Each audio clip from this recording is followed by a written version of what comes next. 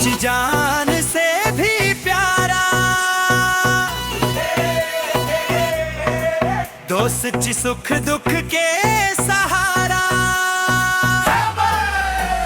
खेबे मिल के दही चुरा दिलवा लाई, मकर संक्रांति ची आई।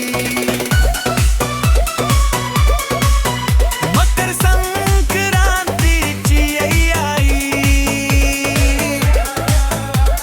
संक्रांति ची आई।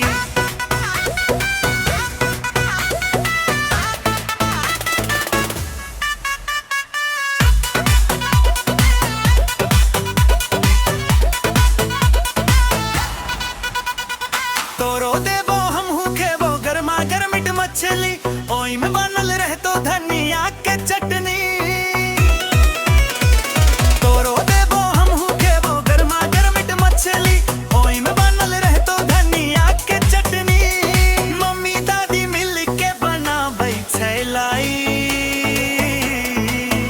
मकर संक्रांति ची आई।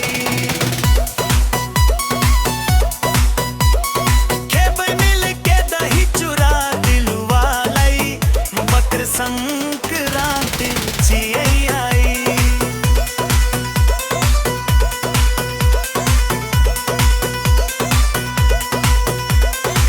पावी ने लाई खातिर बच्चा सब करे छे झगड़ा।